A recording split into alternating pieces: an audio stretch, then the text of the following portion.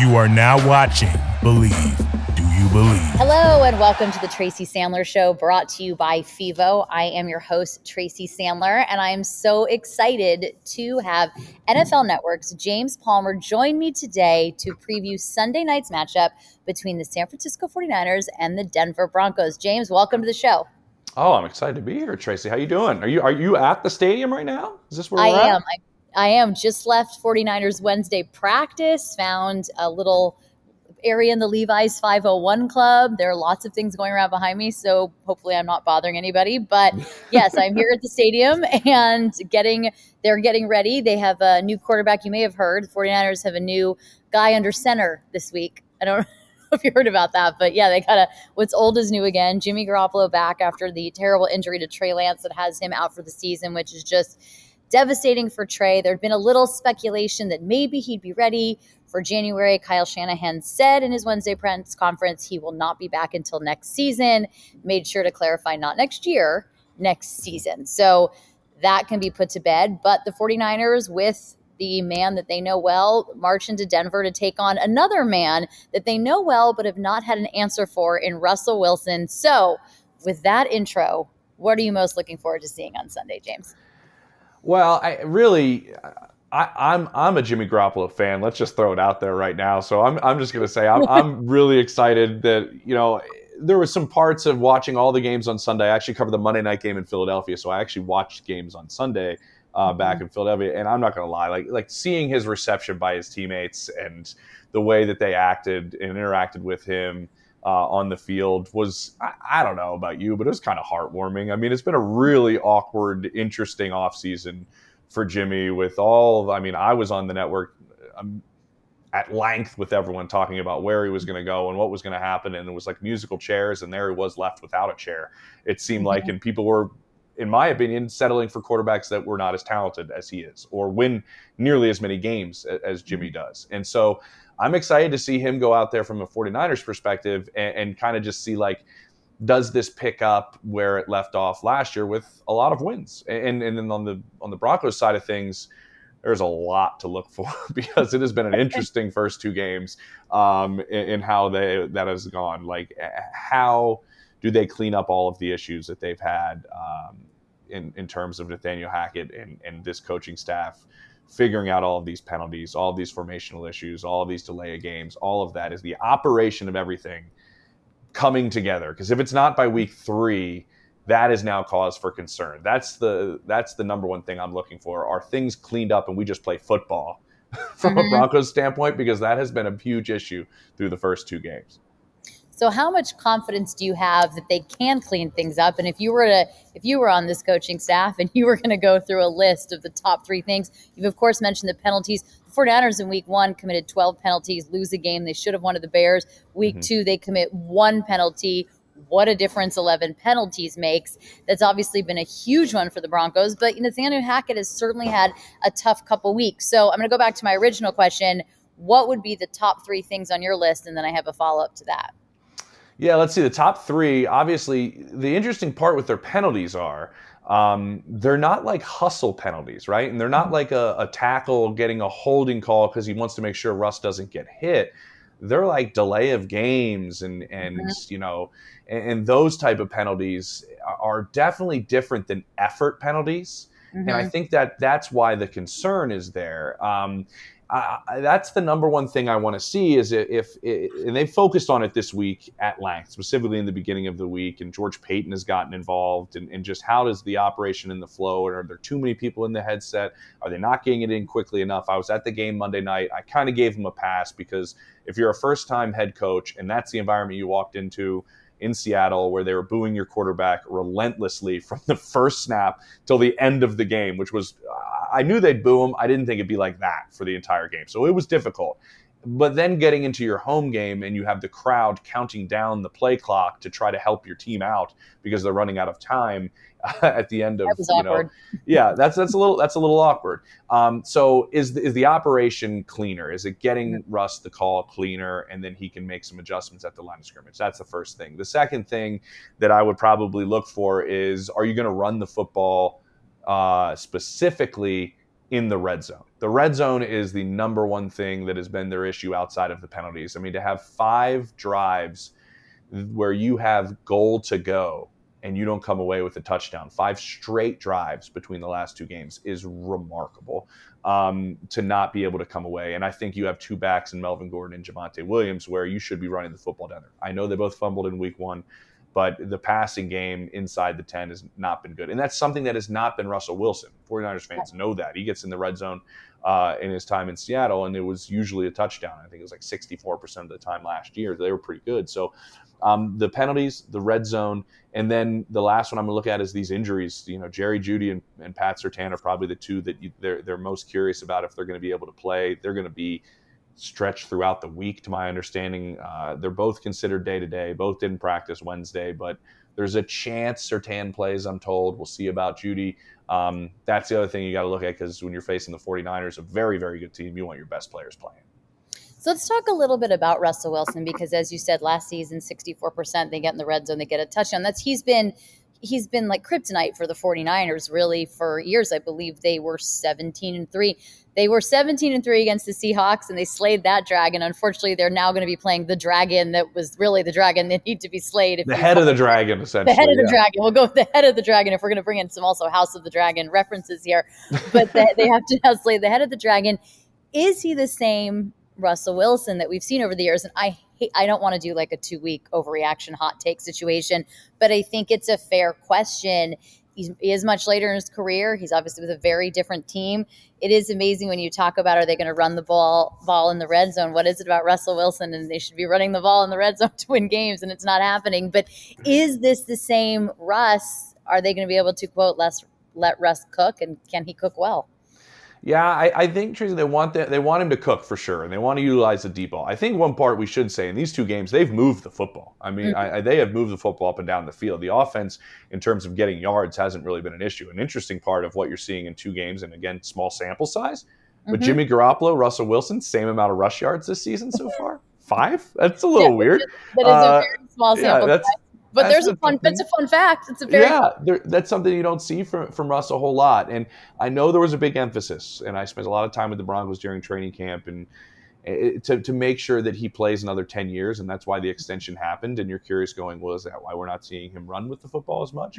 But I do think we are seeing a guy that is learning a blend of something new. This is really, obviously, and it's not speaking out of school at all. The offense is designed all for his strengths. But what they're doing is it's not going to happen overnight. And I've told a lot of people in Denver, and I've said it on NFL Network, like, I think the people wanting a Lombardi Trophy to go down the streets of Denver this year, which is kind of the way they've been thinking, let's pump the brakes a little bit. Like, I mean, when Hackett joined Aaron Rodgers, yes, they went 13-3 that first year, but also he didn't play the way he played in the next 2 years after that, where he won back-to-back MVPs, and he has an unbelievable relationship with Hackett, and he believes Hackett's a big part of that. My point was, you're building a whole new offense, and the 2 have spent a ton of time together, in Nathaniel Hackett and Russell Wilson, piecing this together.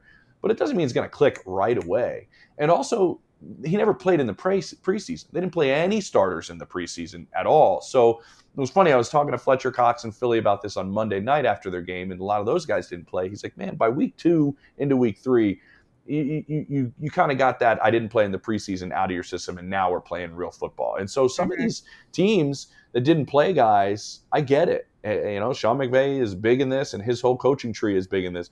But when you're doing it with a new system that you haven't put together with your whole offense, specifically your quarterback yet, there's going to be growing pains. So I do think they need to run the football a little bit more. You've seen some of the gadget stuff early. I think some of that might go away after these first 2 weeks. But, he's been limited in some of his guys that he can get the football to. When they lost Tim Patrick early, that was their number 2 receiver, and that was a big blow to this group. And now then we played most of that game last week without Jerry Jeudy. You see his connection with Courtland Sutton deep. You know the deep ball's there. I guess my point is he's going to cook. I think we're going to see the run game become a little bit more effective too. And the other part is, as they're piecing this together, like I said, they are moving the football. So there is some part of it that's working. And maybe it's like, maybe it'll be slow progressions, or maybe all of a sudden it comes together and we're seeing this group cook. I do think you see the same Russell Wilson you have seen the last couple of seasons. They're just finding their footing. Well, and you actually bring up an interesting point that I'm going to take it back to Trey Lance just for a second, because as you said, you have Russell Wilson, who's obviously a spectacular quarterback, one of the best in the league, been in the league a long time, coming into something new. And there are some growing pains and there's some learning curves. And I bring that up because I think one of the things with Trey Lance that people, I don't know why they weren't prepared for it. I'd always felt like it was going to be up and down. He was essentially a rookie quarterback in a system that was basically built for Jimmy Garoppolo, and he was learning the system, and there were going to be ups and downs. And, after week 1, people were like, they should bring Jimmy back, which was absolutely asinine and ridiculous. But it doesn't shock you. But it doesn't shock. No, it does not, because Twitter is a way. Twitter has a way with words or characters or whatever it may be. But and we'd like to speculate and all the things. But I just bring that up because I think it's a good reminder to 49ers fans. And obviously now it's a bit of a moot point until next season. But even the best of the best have growing pains and learning curves when it's something new.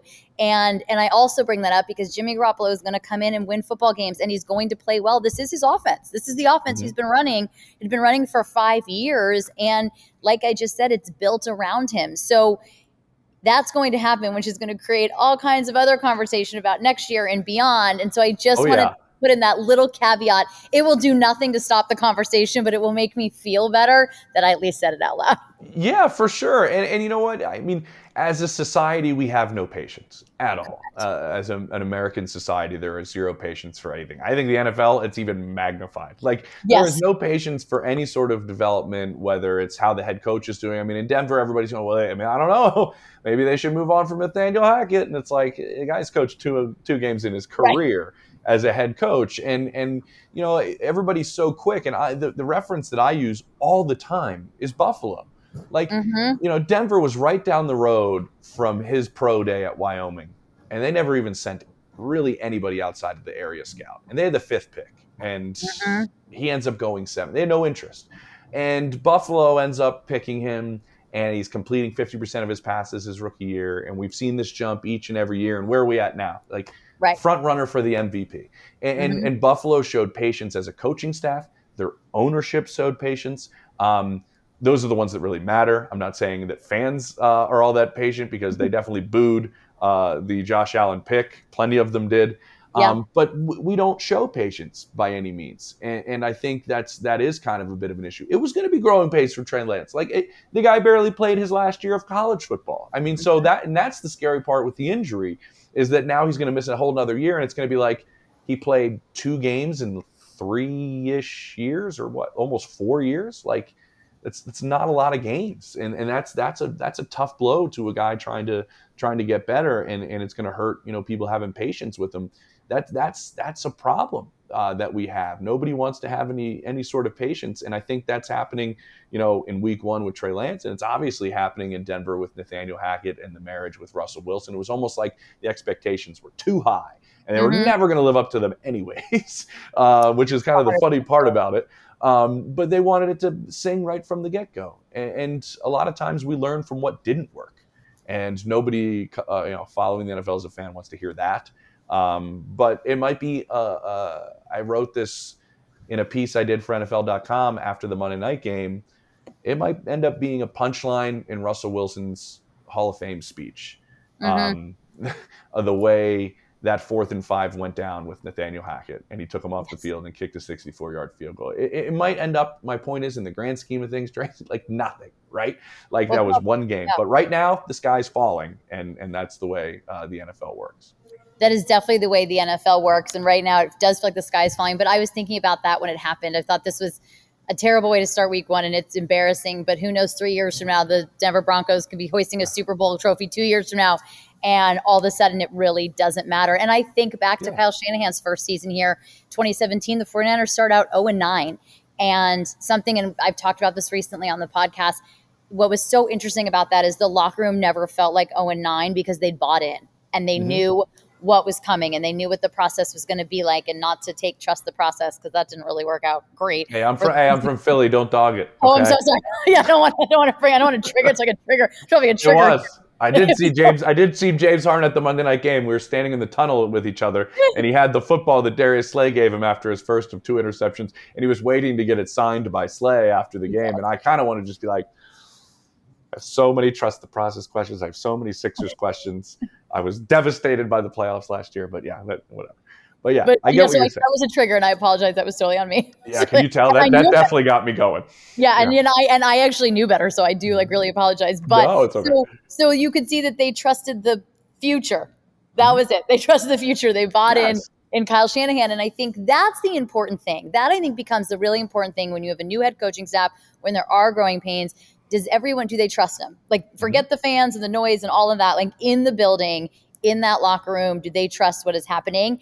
And are they buying what he's selling? And if they are, then none of the rest of it really matters. And I have to say, we actually had a conference call with Nathaniel Hackett on Wednesday morning, and he sounded to me like a person who's very confident in what he's doing and who is very capable. And I don't really think Broncos fans have a ton to worry about yet. We can talk again in week 18 or next year, but yet it seems okay.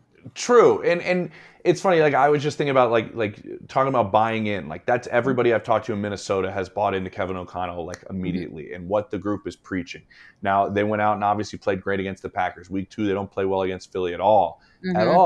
But I already had heard what you do as a new coaching staff, and then I'll get this to Denver too, is like you build that foundation of trust and that foundation of trust our process, trust what we're trying to do, and stay with us. We know it's an everyday get better thing. The results on Sunday may not always be what we want, but we're building something in a certain direction. And I think Nate has built that with Russ, because I don't think Russ pushes this offseason for this massive contract extension if he didn't fully believe in Nathaniel Hackett and what was happening. Because I was told directly that Nate was the main portion of why he wanted that contract extension and potentially finishing his career in Denver, because of Nathaniel Hackett.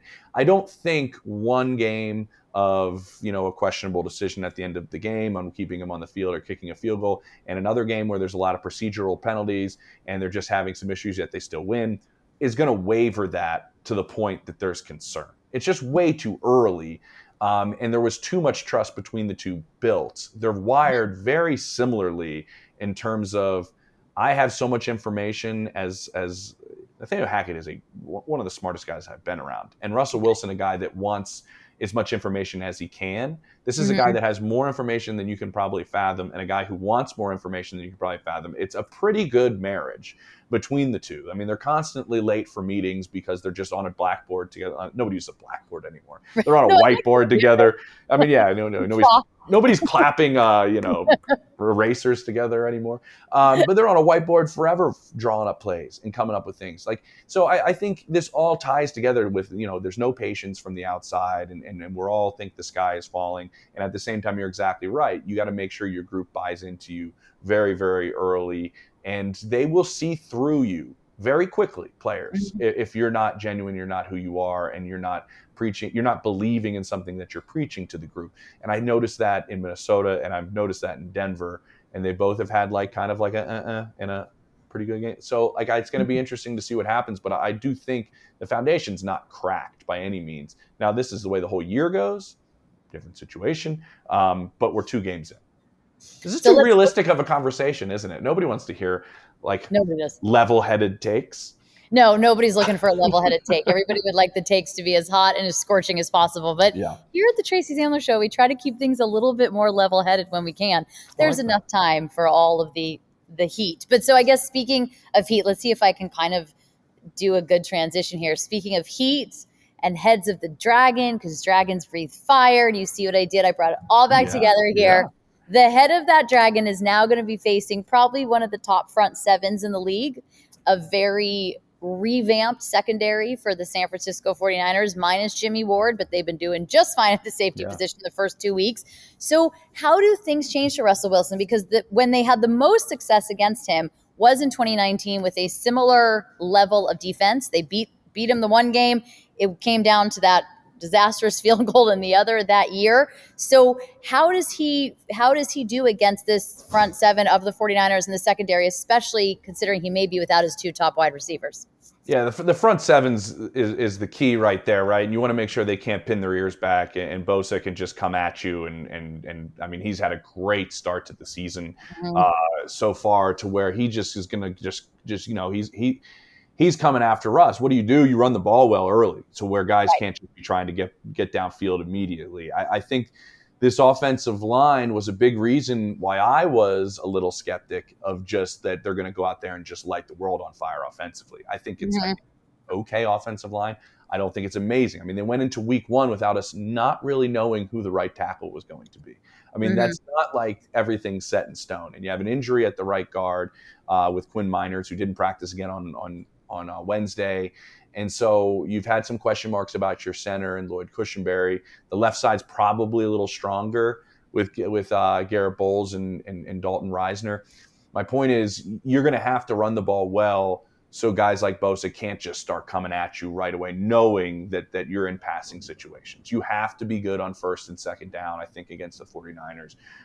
So you can open up your playbook a little bit on second and third down, to where if it's second and short or it's third and short, then you have to have the ability of them to respect the run and respect everything else you're going to do. If you're in third and longs against this defense, I think it's going to be a really long day. I think what they need is a little more production out of their tight end spot. If for some reason Russell Wilson really likes this Eric Saubert kid, Uh-huh. he got a touchdown last week, and all throughout camp, he's really had an eye for him, actually. And it's been kind of a fun little thing to keep your eye on. I think the other part that they can do to try to keep this defense kind of, well, their number one defense, right? I mean, Yeah. right, yeah. Yeah. To keep them kind of guessing a little bit is, and I talked to the running backs about this during training camp, is maybe putting more formations in there. Now you can't use it all the time, but you have Javonte Williams and Melvin Gordon on there at the same time, and then you Mhm. have the threat of the run. And Javonte Williams catches the football so well, spent so much time during camp running a lot of these routes that the receivers run, to give kind of that threat of just coming at them from different spots. But I think if you're in third and long against this defense, it's going to be a long day for Russell Wilson and company. And this run defense has been just spectacular Mm-hmm. in both weeks. I mean, really in week one, it was the penalties. It certainly wasn't the play of the defense. It was the For sure. penalties that killed them in keeping those drives alive. So they're definitely going to have their hands full on all sides. You mentioned the offensive line of the Broncos. It's interesting. The 49ers offensive line, which was much maligned in the offseason and the preseason and what's going to happen on the interior, has actually played pretty well. But the 49ers are dealing with injuries of their own. Obviously, we know about Trey Lance. Elijah Mitchell is out too much. Yep. 2 months. Ty Davis-Price is now out. He's got a high ankle sprain. This team and high ankle sprains seems to be like a real Ankles thing. are a tough go.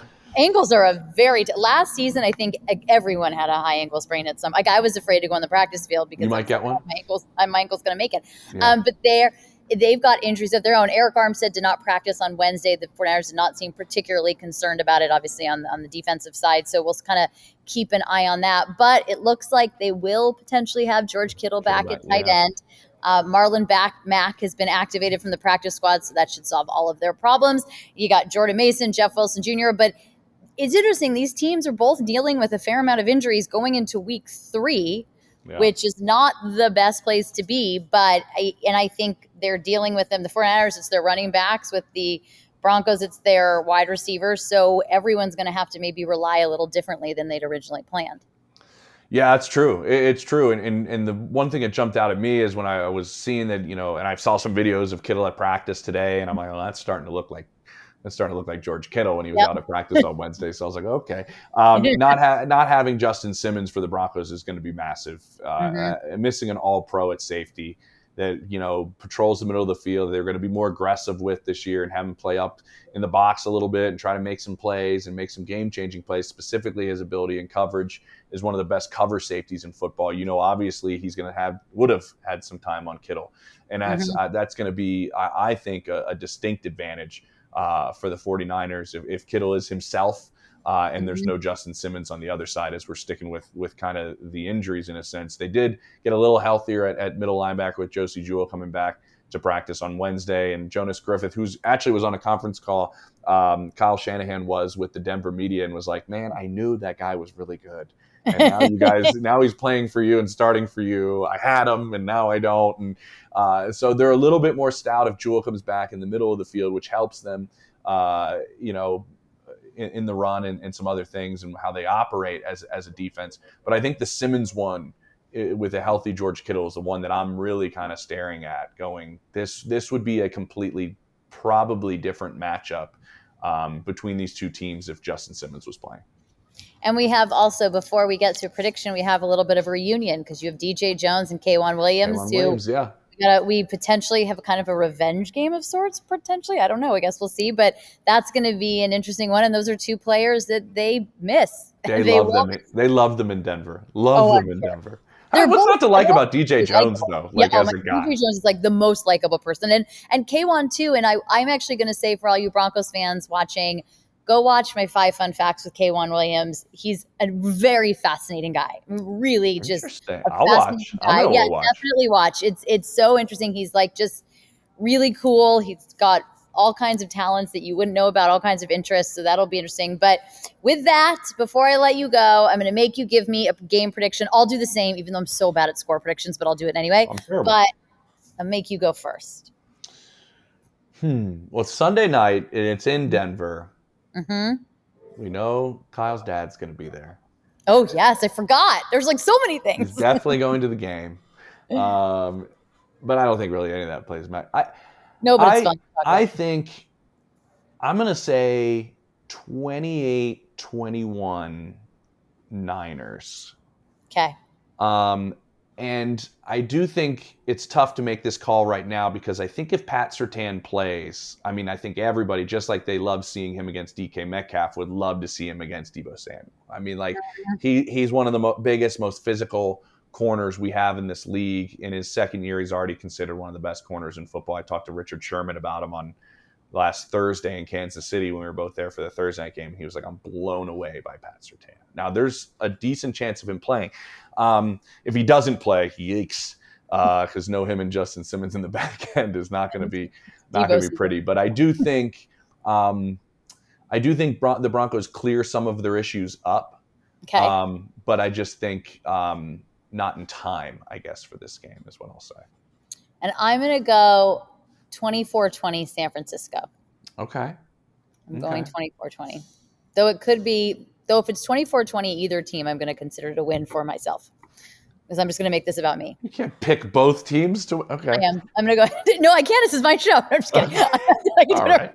No, I'm just kidding. I'm going to say 24-20 San Francisco. I only say that because I'm so bad at score predictions. I'm terrible. I just threw something out there. Yeah. Yeah. If that happens to be the score, I'll just be excited. But thank you so much for joining me today, James. This was awesome. Please tell everybody where they can find you. Right here in my basement. On Twitter, at James Palmer TV. I think it's the same on Instagram. I don't know. I don't have as big of a deal over there, I don't think. But my Friendster is James Palmer TV as well. MySpace is not active anymore because I spend most of my time on the gram, I guess. But I'll be and just kind of on the TV on NFL Network on NFL Now quite a bit, almost every day. Middle of your day? What is it? What day? What time is it on? 1 to 3 Eastern. That is the middle of the day, essentially. Well, it's either your morning or the middle of your day. Yeah, wherever you're living. Yeah, exactly. I'm in the mountain. Listen, I live in the mountain time zone where nobody even acknowledges exists all the time. Like on television, it's like, catch it at 8 Eastern, 7 Central, and then they tell you and then like nobody even mentions mountain time zone. So that's very funny. I get it. I actually have a time zone hot take, since we didn't do hot takes. I think the central time zone is your best time zone. Tell me why. Because I think I live in the best one. Because here's my thing. Now, granted, I'm going to go ahead and say that the mountain time, I hadn't even considered the mountain time zone, which I guess goes to what you're saying. Yeah, but because you have, when you go, let's say you have Monday Night Football, like 7:15, what a great time. It's not too early. It's not too late. Same with your Sunday games. You start at noon. Your games are over like at 3:30. Well, depending, 3:30, and then you go into the later games and the night game. And I just think it's the best time zone. I really do, because you are just in that perfect sweet spot of not too early and not too late. Exactly. Why wouldn't you want to just be 1 hour closer? How about an 8 o'clock start, 8:15 Monday Night Football, 6:15 in the Mountain Time Zone? Oh, that's money. But I don't know. My dad comes with early. Oh no! What is it like? Not when you guys start college football games in the Pacific time zone at 9 a.m. That's just a skosh early. It's not even just a skosh early. I went to Michigan, so every game. I know. I'm I like, can't. I knew that before we started, and I didn't bring it up once. I know, because I actually saw, and I appreciate that, because I also saw that you are from that other school, and I was like, I mean, I don't. Do I cancel? Do I like keep it going? I mean, honestly, if Michigan had lost last year, there's a chance I might have been like, oh, I'm so sorry, something came up. This can't I need happen. to practice, so I can't. Sorry. I know this has been rather cordial. I can't believe it's gone down that way. But I think, listen, if you like Central, Mountain's pretty much right there with it. They're the two in the middle where things start. My dad loves baseball. He comes out from the East Coast and visits, and he's like, "Oh my God, my night's not completely toast by the end of a baseball game. This is amazing." You know what I mean? A 5 o'clock baseball game. Oh, way better than 7. That's a good point, because my favorite time for a baseball game to start is 4:15. I love a 4:15 Saturday game. I'm a diehard Dodgers fan, and so I like go at 4:15, and then I still have I could do something, I could not do something, but I didn't get home at like midnight sitting in traffic. Similar to a 5 o'clock game. That's what I'm saying. All right. Well, you've made a great plea for the Mountain Time Zone, and I'm going to give it some thought for the next time. Great job. You guys, thank you so much for listening. If you like what you heard, and I know you did, please make sure to leave us a 5-star review. Follow us on Instagram at Fangirl Sports Network. We are brought to you by Bet Online. We are brought to you by FIVO. And with that, enjoy week 3, everybody. Bye, all.